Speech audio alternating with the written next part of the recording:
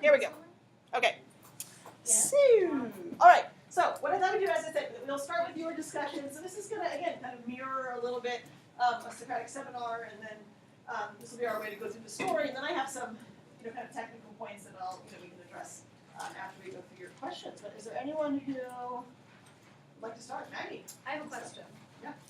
So just like a question for clarification. So the woman in No Name Woman, when she was like, the riots happened and she drowned herself, was she in, where was she during this time? Like, I was kind of confused where it was. What do you mean?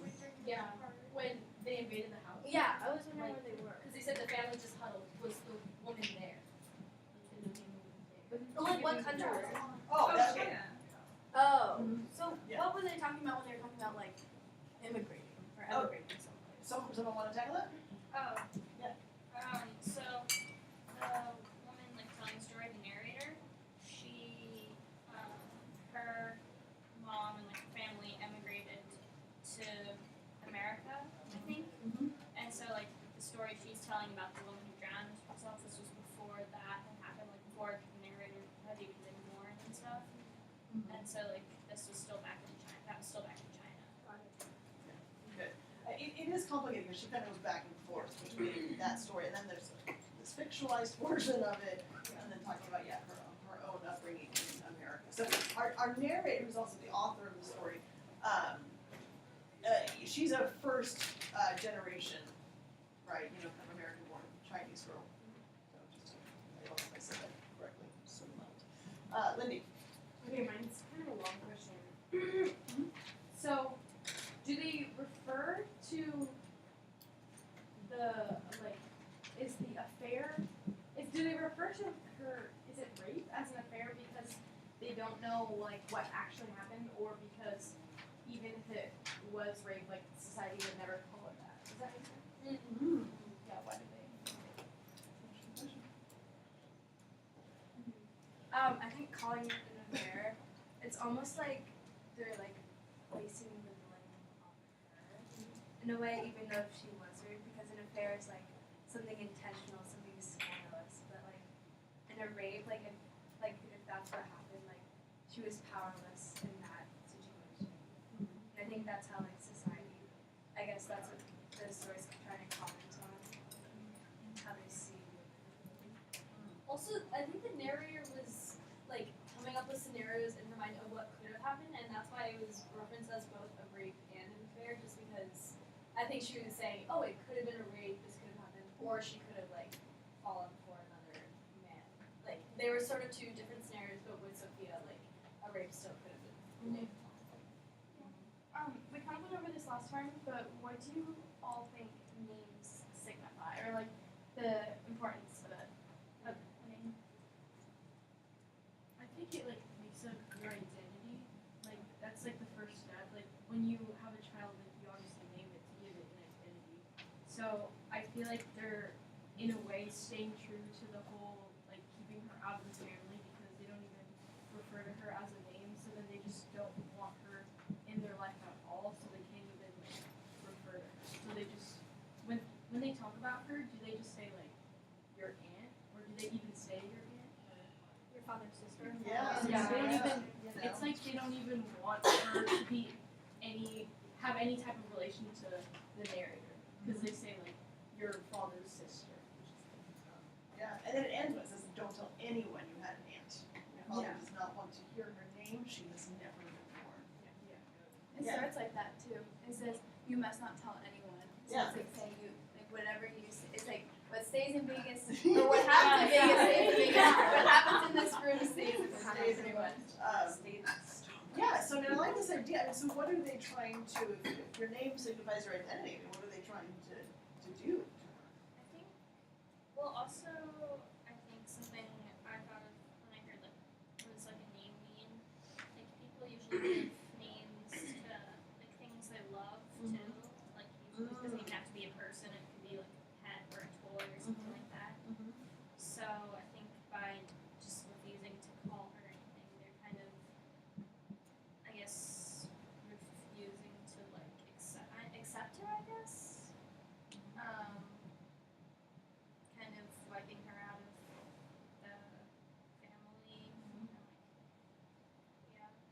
and by getting rid of her name or like forgetting her name and never mentioning it, I think they also refuse to honor their ghosts just because like referring to Chinese culture, like it says like at peace they could act like gods, not ghosts, like when referring to like those ghosts who are honored. But by not giving her a name, I don't think her name could ever be like upheld and honored after her death. So like her ghost would just be wandering and homeless. Like so she's doomed in the like in real life and afterlife. Like going off what Courtney said, like I think that they didn't give her a name. They wanted to like erase her from like their family because they were so ashamed and angry at her for like disgracing like their name or their image. And so like I know like somewhere in it says like the real punishment was not the raid swiftly inflicted by the villagers, but the family deliberately forgetting her. The betrayal so maddened them, they saw to it that she would suffer forever even after death. Yeah, and I agree with both of you. I think definitely because ancestors are important in Chinese culture, the act of erasing her, it's so cruel to her, like they're like totally excluding her.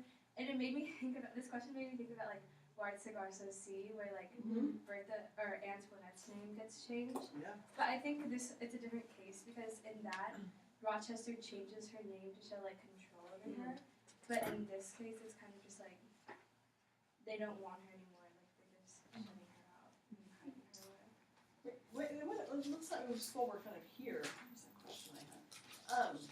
Why does the family feel so betrayed, right? I mean, like we could say, let's say it wasn't rape, and let's say she, willingly had an affair, and okay, sure, that would be a betrayal of her husband, but why? I mean, how is adultery and pregnancy a betrayal of the family? It's like it taints her and her family's reputation, right? So like then I feel like if she had an affair and she has gone against her family and her husband, the person she's supposed to like respect, then the family is seen as like that family who has like doesn't know how to raise their own children and like their children are all animals or something. Well, like to go along with that, like she was their responsibility, and they might even feel like they maybe raised her wrong, or it was something that they did, but they're sort of punishing her for it because they feel so guilty about it. Also, it could be like the tradition, Chinese tradition as well, could play a part of it. Very like closed-minded views. I'm not saying obviously that that's how it is, but maybe it's even 1924 as well. So those closed-minded views about especially pregnancy and that kind of stuff could really affect it as well. I think, well, one thing I think, kind of going off of what Lindy was saying, is that it's if a woman committed like adultery, then the family, it kind of was seen as like bad breeding. Like if they're the ones that gave them that like idea, or they're the ones that like kind of, I guess, like put that in their minds. But I also think in the story, the woman repeated, "Don't tell your father about this," and the father's male figure, but somehow she's the woman and she's explaining the story. So clearly, amongst the women, it wasn't like a hidden topic. Like they were open about it. They said like once you start like your period, then you should be aware of this.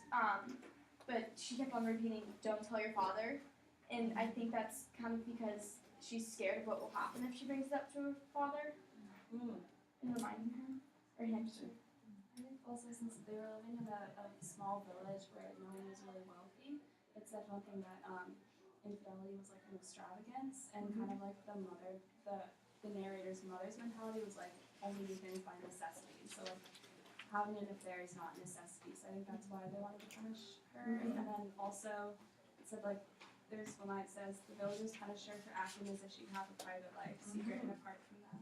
So I think they're a really closed community into. I mean, like, even though the narrator thinks that she had an affair with someone in the community, I think it was like a betrayal to the whole community, not just her family. And I like that, kind of building on that idea of kind of the private life. And this goes back to what you girls were saying too, that I think women were expected to uphold, right, kind of, yes, certain reputations, right, certain expectations, and certain tradition. Piggybacking on that quote on page 33, on the left-hand side, because the top is page 8, good luck. The bottom portion of the first whole paragraph, it says, they expected her alone to keep the traditional ways, which her brothers, now among the barbarians, aka America, could fumble without detection. The heavy, deep-rooted women were to maintain the past against the flood, safe for returning. But the rare urge west was fixed upon our family, and so my aunt crossed boundaries not delineated in space. What does that kind of suggest about women's role? They were expected to, like, while the men could go off and, like, do, you know, whatever, they would pursue whatever they wanted, the women were expected to stay home and kind of keep everything running and, like, you know, be, I guess, faithful to their husbands. For, like, sorry. Okay. For thousands of years, women sort of maintained the same responsibilities or the same job, basically, which was taking care of children, cooking, cleaning, whatever. And so I think they expected her to maintain that, like, normality of that people had for generations before her. And they were just, like, really disappointed. Especially, like, with this quote where it's, like, a deep-rooted woman were to maintain the past against the flood. Like, all this change was happening, especially, like, in this time period. And men were allowed, as Esme said, to, like, go off and help change the world, but women weren't supposed to. I think kind of the disappointment thing, since these men were risking their lives and they were spending money and to make this hardship to America to provide for their family, it was kind of like how dare women like betray men who's doing that for her. So. Yeah, well, and I think, kind of taking that and connecting it back to what Jolie said, it's interesting. I can't remember the quote right now off the top of my head. But this idea of women talking to women, because if women are the ones at home raising the children, they are the ones infusing the next generation with traditional values and cultural values, right?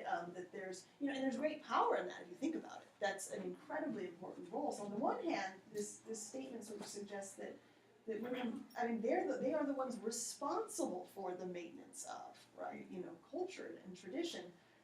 Yet it's also incredibly oppressive, right? That this is your only role and you can't go, sort of venture out. So it's kind of this double-edged, sword. But then, there's this idea that really sort of culture continues from woman to woman, right? Because they tend to be the ones at home, right, sort of instructing the next generation. Why do you think that the mother tells this story, or to her daughter? I think that the mother really caught on to how the men reacted to these situations, and though it was really unfair for the woman, she was aware of how the men did respond to it and what they can do and the authority they have to, ruin the woman's life. So I think the mother, when the girl she got her period, she was, I guess, more susceptible, more susceptible to situations like that. She was kind of growing older at the time. I think women kind of married earlier. So I think the mom was trying to say, like, you shouldn't bring this up, but this is what can happen, and this is how, like, others will react to you. Because then she starts bringing up how the village reacted, and how the aunt ended up killing herself because everyone responded that poorly. So I think, like, she's trying to warn her and scare her off. I also think she, like, told the story with so much detail and so, like, extreme, even though it was extreme, but kind of emphasized how bad it was, just to kind of scare her and make sure that it didn't happen, so that she would be, like, afraid that would happen and everything would go wrong. Why, where do I want to go from this? Thinking about kind of the detail that you're sort of suggesting, so the mother gives a lot of detail about what happens, but then the narrator fills in a lot, right? We kind of talked about I think earlier someone mentioned the different ways that she imagines this even happened, right? Because no one knows that detail, right? Who got her pregnant and how did that happen, right? How did that come about? Why even based on kind of what we've been talking about, why do you think our narrator does that? Why do you think she spends the time kind of wondering and imagining the different reasons for how her aunt might have gotten pregnant? I think it's family. Like, like I feel like if you don't know what your past is, you can't go on with your life. Mm-hmm. And like she also says, my aunt haunts me. Her ghost drawn to me because it's like your family is drawn to you. So I feel like giving us those like suspicions like helps her like calm her mind down. Like, oh, maybe this happened. So how did she feel? How can I feel if I'm in that situation? I think it. Oops, sorry. I agree with that. I think she's trying to paint a picture for herself and the readers, like about like the past and maybe like society back then, and especially how her aunt had to live in that time period. Maybe like certain things that could have happened to her. And, yeah. I think it ties back into, I think it was Franny and a lot of other people, they were saying that like it's a closed sort of society and like community, and I feel like the reason she keeps going back and like rethinking about, oh, maybe this happened, is because I feel like nothing like this ever happens, because on page 33 she says, imagining her free with sex doesn't fit though. I don't know any women like that or men either. So it's like nothing like this. She's never heard of anything like this, so it's like she has to focus on it and figure out like how did this happen? Why does this happen? And I feel like because is she talking to herself in the? She's like, or is she? Or us, I suppose. Yeah. I mean, yeah. So I think she goes into detail. If she's talking to herself, I feel like she goes into detail because she's like analyzing the situation, like how does this happen, and she's just super into it because nothing like this has ever happened before. Sorry. You do. Okay. I think also kind of adding on to that, we sort of, I guess, inherit our like ancestors' history in a sense, kind of sort of, I don't know, where it affects like how we were raised and such. So I think maybe kind of she feels connected to her aunt in that sense. Yeah. Like this kind of mysterious thing, and she wants to know what happened. I'm sorry, I didn't. Kind of going back to what Miss Alice was saying earlier. I think the narrator, I mean, she clearly just got her period, and so I'm assuming that she's pretty young. And I think when you're young, you kind of imagine things and imagine how things could play out. Also on the bottom of page 33, she says, "I hope that the man my aunt loved appreciated a smooth brow, so and so."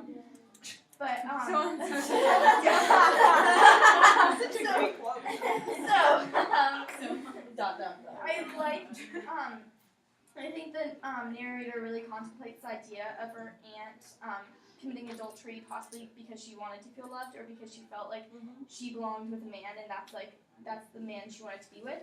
And I think the narrator seeming like how she feels such a strong connection with her aunt's ghost, and then she keeps on saying, "I hope my aunt was loved."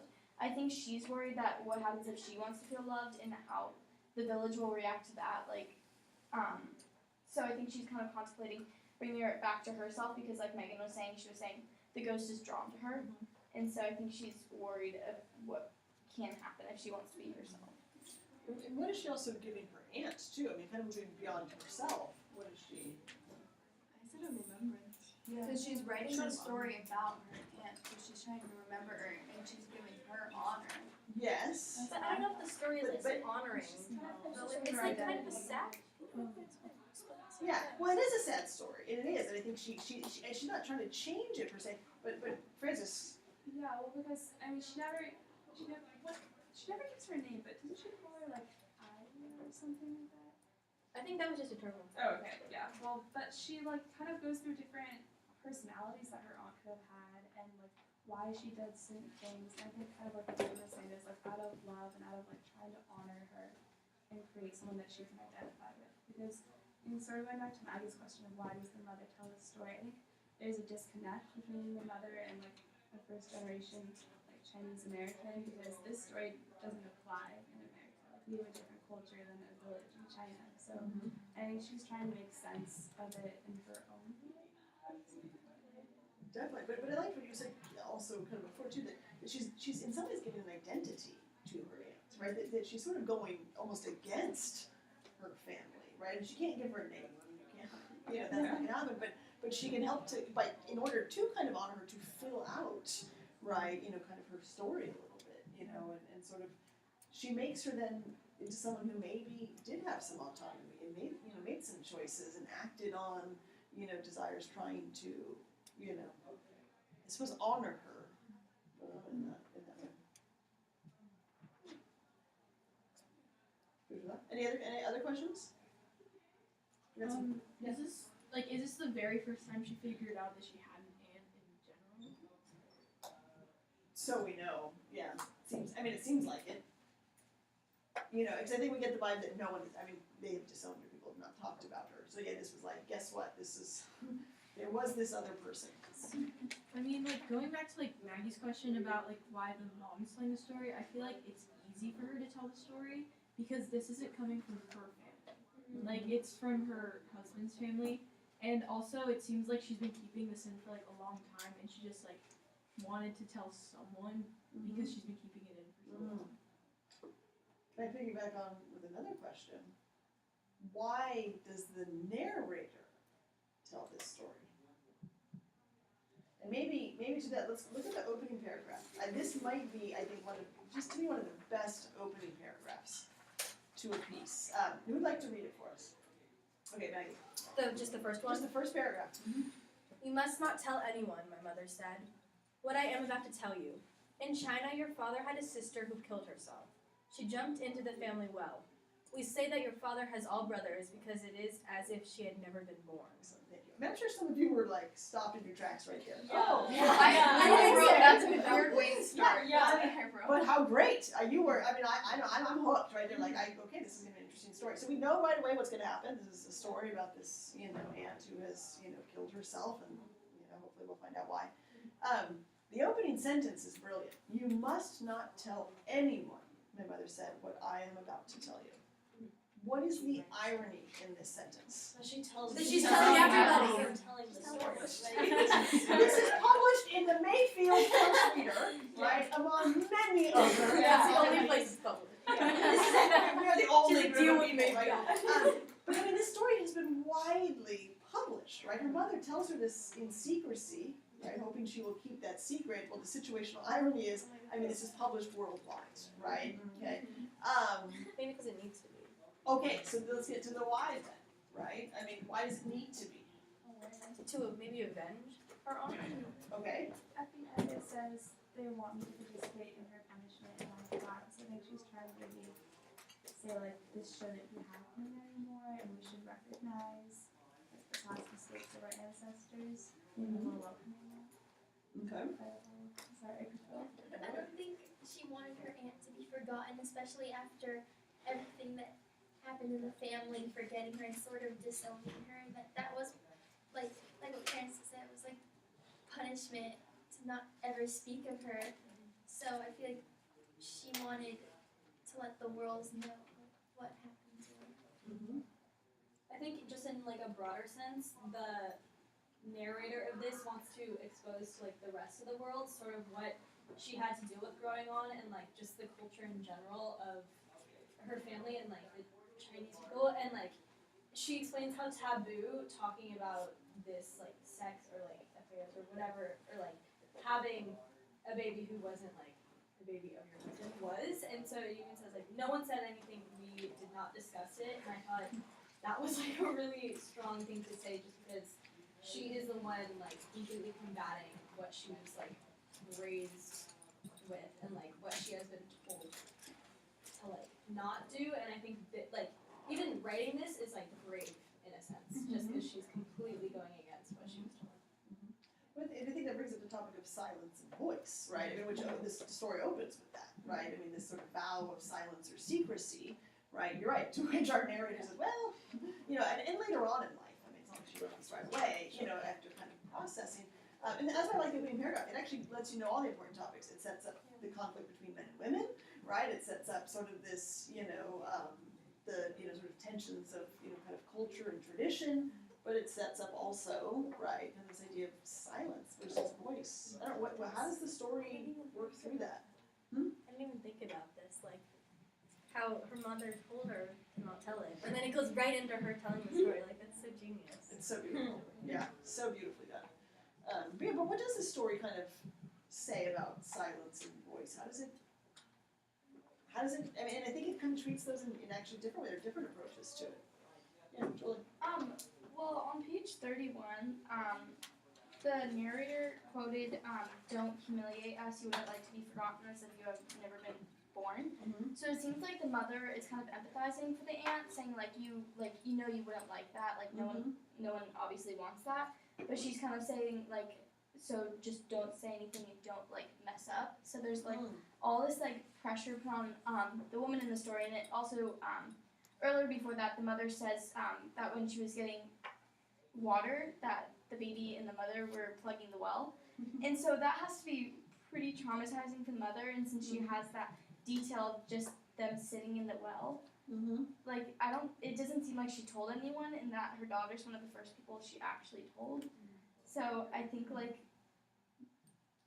I don't know, the woman at the time didn't have the voice to kind of speak up and say that's painful, for a woman to go through all that. Okay. I think it seems to show that your voice and your bravery grows with age, wisdom and stuff like that. So I feel like you said, she didn't write it right after her mom told her the story. So she grew up and got older, and I feel like she figured out more of what all of it means.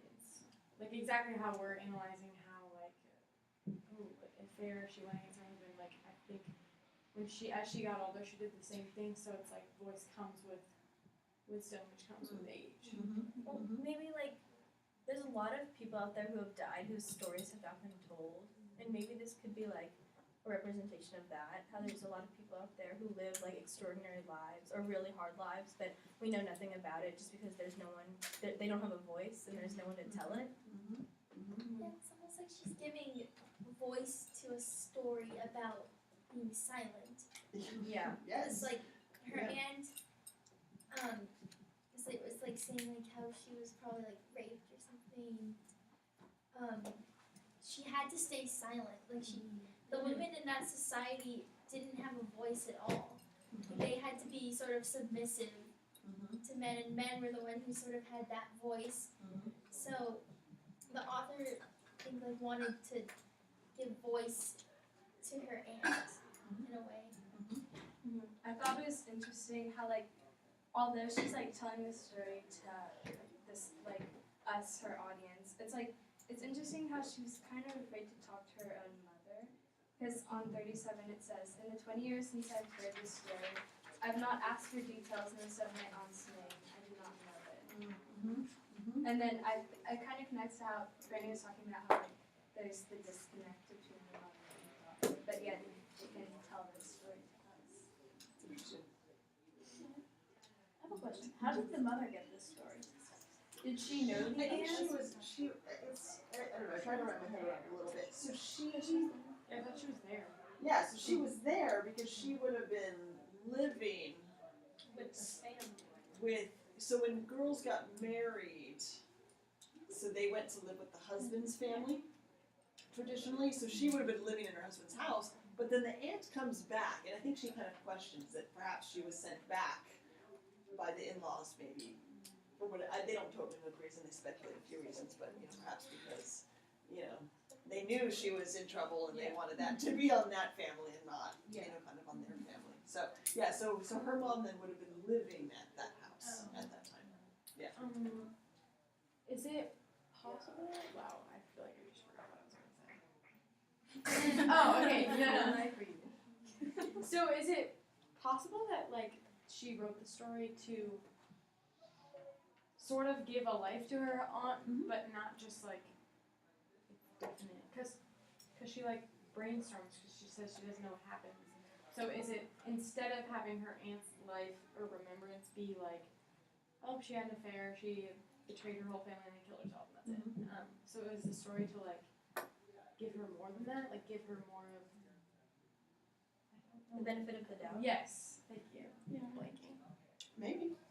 Make her seem strong and independent, and she was different from everyone else. Because in the possibility that she did have an affair, she was saying like she took care of her appearance, which was different. Oh, sorry. Sorry. Is it a new question? No. No? Okay, yeah, go ahead. Okay, sorry. So kind of going off of what I said earlier, it's kind of like contradicting myself. But if like she did write this later on, then I feel like she's kind of filling in the blanks because she doesn't remember everything her mom necessarily said to her. So I think she's kind of filling in the blanks, and since she's wiser, like Lindy said, like the older they get, the wiser they seem to get. Like I think she'd start to understand it and like understand what her mom was actually saying. So I think she's still kind of like brainstorming what could have happened, but like since if it was written like a long time after it, then she's probably like confused about what's accurate. So let's talk about kind of building on all of that. Two things. Because again, and there's again a lot she's imagining, but we know for sure she commits suicide, right? I mean, they find her in the well with the baby, and then Frances was saying earlier about kind of her wanting to kind of portray the aunt as strong and independent. So we've had quite a few characters that have committed suicide in the literature we've read this year. So we had Antoinette in White Sargasso Sea, and at that point, I think many of us thought, oh my gosh, she regained her freedom there, right? That she made finally her own choice to free herself from Rochester, by jumping off the battlements. But then we talked about with Othello, like, wow, what a sorry way out. That showed weakness. He just kills himself, right? Oh my gosh, no, he doesn't. No, Jocasta does. Yeah, he just gouges out his eyes. So what about this woman? Do you think does her suicide show strength or does it show weakness? I think a little bit of both. Yeah. Because you could argue that she is like taking the easy way out, avoiding all the hate she's probably gonna get for having this baby. But I guess you could also argue that she's like standing up against kind of the oppressive society she's been living in. Yeah. Okay. Who knows what her life would have been like if she hadn't killed herself? Which I know sounds weird, but there's no way to know because she could have just been living in that same isolation her whole life, and she could have even been further marginalized for having the baby. I don't know.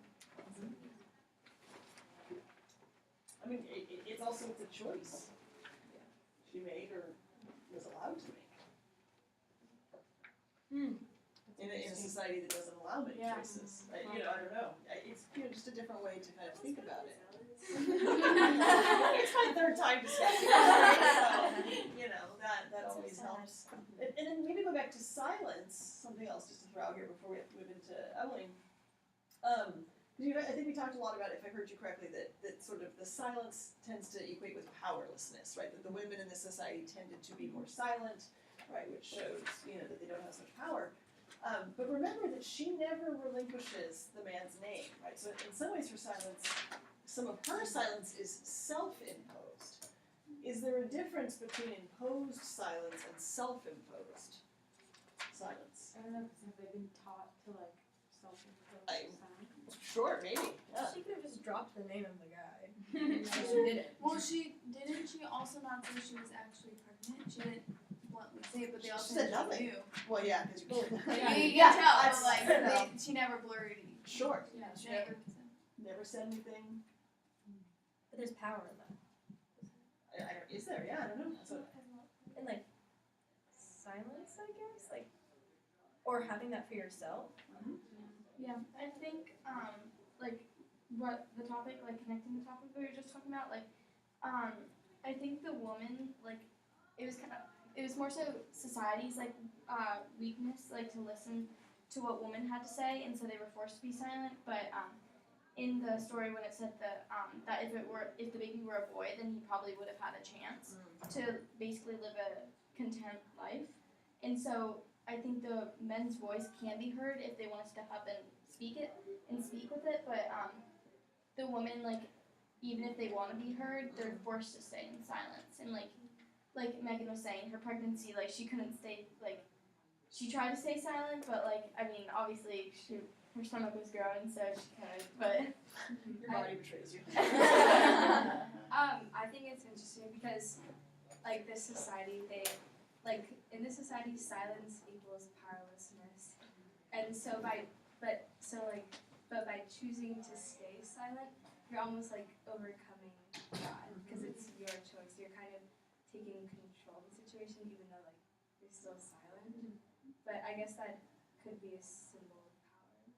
Yeah, and Choice. yeah, and going off like silence obviously being viewed as powerlessness, but like also powerful. I think if she were to have an affair and like kept it to herself, that was sort of powerful in a sense because it says like everyone knew about everything in the village. Like it was a tight knit village, and like if you tried to keep it secret, it just wasn't. So I feel like having a secret affair and like not telling anyone like what happened in order for you to get pregnant was power in itself as well as powerlessness if she was raped. Going off of that, I think I can see two different ways that she could have been strong and never revealing the name of the father if it wasn't a fair love and she was doing it to protect the husband, or not husband, the man, even though he wouldn't have been punished as much as her. I don't know what would have happened to him, but maybe she was doing that to protect him. Or if he was an abusive man, maybe to protect the baby from going into his custody. Maybe something like that. Well, just because I love connections. I mean, to me, it's a lot like, think about how Othello ends, though. Sort of this idea of imposed silence versus self-imposed silence. Because what is Iago's final statement? Oh, you should hear it like. Ask me whatever you want, I won't speak again. That's my translated version, right? I mean, that is a self-imposed silence, though. But what does he gain with that? The power. Kind of. I mean, but then at the very end, who does he silence as she's speaking? Amelia. He silences her by killing her, right? Okay, and so there's sort of an imposed silence. So it's kind of interesting, just in that one scene, we see the difference between imposed silence versus self-imposed silence. And just kind of it's a connection here too. We seem to be saying something similar, right? Whether you have the choice or the autonomy to do it, or not. You can pretty much connect Shakespeare to anything. Yeah. Honestly? I mean, it's crazy. It is kind of crazy. It is kind of crazy. Wow, I think we've covered a lot. I'd like to move on if are you guys good with that? So now I'm going to ask you to kind of think a little bit outside the box. We're going to think about how Evelyn and No Name Woman are similar, right? And maybe, kind of how they're different too. Hopefully that thing will actually hide. So I have this little Venn diagram here. And in a moment, I'm going to let you actually come up and write on the smart board yourselves. Those of you who are here in class get that opportunity. So, right now, for a few minutes at first, just with the person sitting next to you or in small little groups, see if you can think about the two stories, No Name Woman and Evelyn, and see how they, kind of where their differences are, but also see where their similarities are. Okay, and again, if you want, you can look at it kind of through that lens of the female experience. That's obviously like our main focal point. But if you can think of other things, that's fine as well. But what are some similarities you notice, okay, in these stories between either characters or themes or events? And what are some differences? So go for it first, and then when you have some good ideas, come bring them up to the smart board. I think for me, Evelyn, she was more God. Holy moly. Okay, I literally did this at my dance studio. Oh my god, like, okay. She was so good. I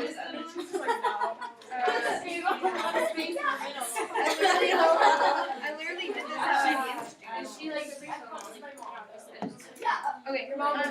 thought she was very blunt. And Evelyn, I don't know, like where she started. She just like all that.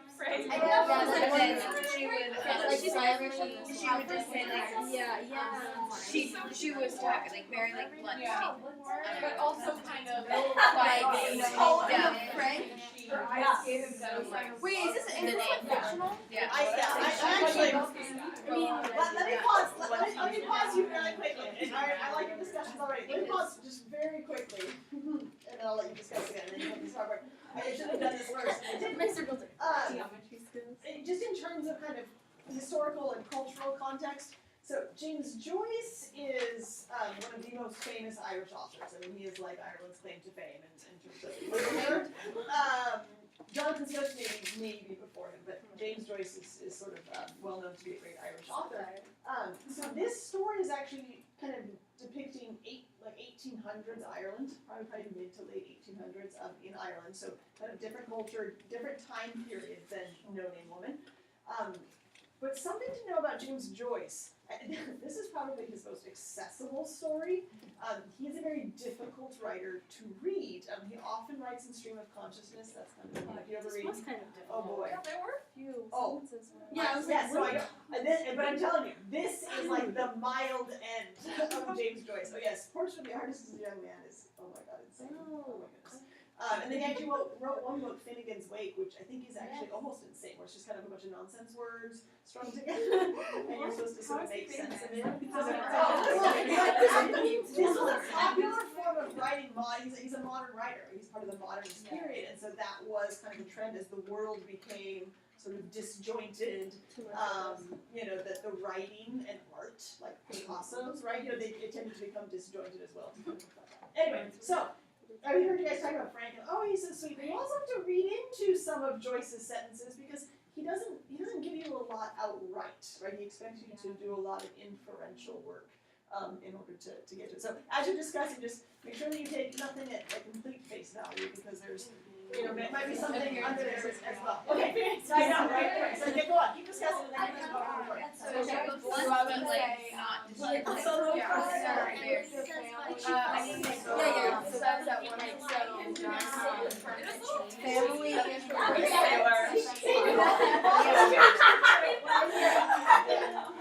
then you can go on. He's just Did you look up what Hoffman means? Oh, what? Yeah, I guess. Yeah. What? Next week for her? I feel like we really went Oh, over okay. it. Wait, what? Okay. Wait, what? Why don't you look up what the image of the opera, the Bohemian Girl? I knew it was Courtney. You remind me of the dad. Wait, that's so sweet. She was she's very nonchalant about being abused. my dad beat me up. Yeah. She was saying that how like all the friends have gone. Yeah, everyone was dead. She like they're both alone. It's like tragic. He's all But I don't think Wait, he called her. I hate that. I don't think she was nonchalant.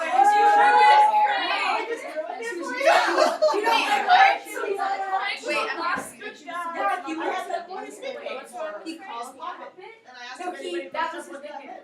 Oh, I thought. Oh, I did not. I didn't. Hold on. Puppet. Puppet. It's his Puppet. Puppet? Poppet? Puppet. Yeah. Puppet? Yeah. Puppet? Oh, Oh. that's what it Puppet. Wait, you said not puppet. Right. Puppet? But that's his name. It changes everything. Oh, it's right there? Oh my god. Well, because like what the mom said at the end. Oh, no. Okay. But it's just At the end of pleasure, there's pain. Yeah, that's what Yeah, that's what Darren Lawrence, they're on. It's frankly encouraging. No, I'm just saying over in his artists, the song that he actually references the last Where one. does it say that? No! Kind of contradictory. Where is Actually that? suggests Somebody it's a song about how true soldiers are and true love and this and that. So No, there's I think no, it's no. That's very No, rejoicing, I and think he's that not was going to like just give you what she thinks a clear answer. Because what would happen? Yeah. I think she's like having a moment of like fear and she thinks that it'll happen. I don't think that's it. Which the I think she drama thinks that will How happen is that? because What she's is seeing it? her father How does that to her. It means. I looked it up. It means at the end of pleasure there is pain. Yeah. Yes. So they think, and again, so this is typical Joyce. I think it's It Russian. actually, no, it's It's supposed Irish, to be right? It's supposed to be Irish, Is but it it's make it not up? true Irish. Yeah. It's I like looked it recorded. up too. I looked up like Yeah, because I Google I Translate, but nothing came up. Yeah. that's the Irish girls. Because actually you should have because I guess there was some scholar who read it out loud to someone who was someone from Kerry maybe, and so what she heard though was even sort of like an anglicized version of a kind of a Gaelic phrase, and that's how it. Anyway, but most people think it means at the end of pleasure there is pain.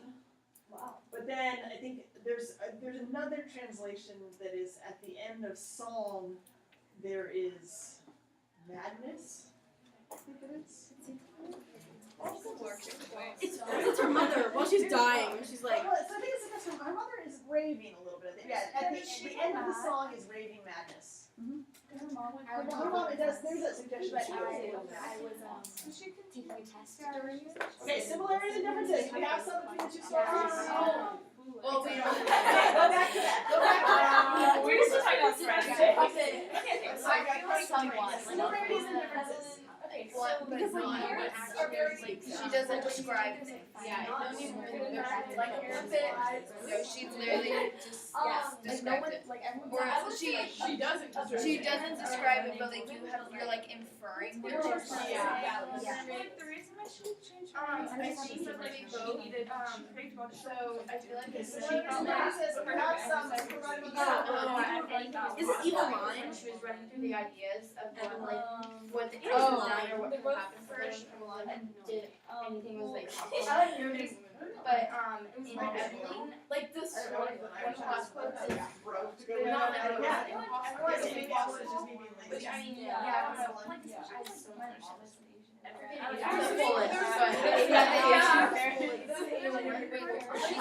They're talking about those stuff where they're like, oh yeah, your parents better like in one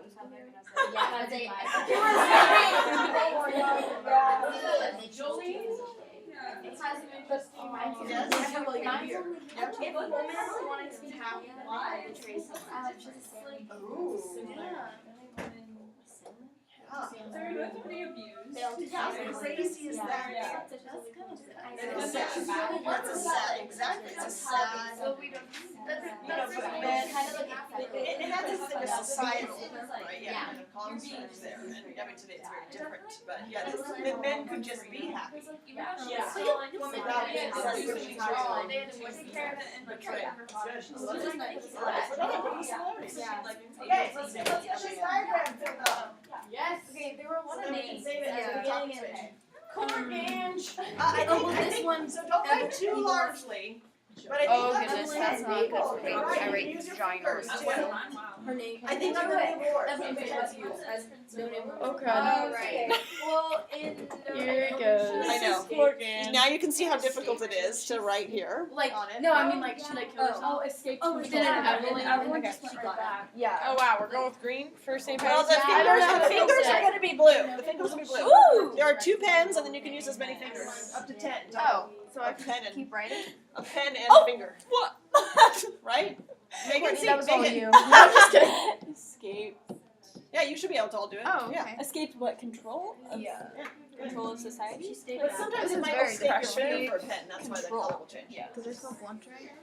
So they both have sort of like a tragic ending. Okay. Wait, okay, what was it? I'm going. Can I go to the restroom? A similarity. For not going. Yes. Similarity. Yeah. Oh, I can't remember. Women want to Wait, to betray someone. Why you no work now? Women frown upon. It's not working. No. We broke it. Yeah. Well, We there's broke a it. lot in this about. She's broken. Right. Oh yeah, you broke it. You're like, I think it's true. I want to know who wrote this on the board. So like, Both Chaos Rascal. I say that all the I time. know. I was like, that's Miss Ellis, I'm just. It's We it froze. broke it. When I love thee not, okay. It froze. Okay. Put the pens down. Put the pens down. Oh, is this Oh, you guys have really. Oh, is this recording? Yes. I didn't even say we broke it. Okay. Let's see. We need our. So good. Bye. Oh, let's. Okay. So let's save. We may have to. We'll say that. I'm gonna undo this for a second. Will our recording go away? I don't know. Oh no. No, because it's recorded from your computer. Is it though? I don't think it is. Yes. Maybe it is. I guess it is. You're right. I think so. Well, why don't we? Okay, we're gonna pause the recording and then we can do.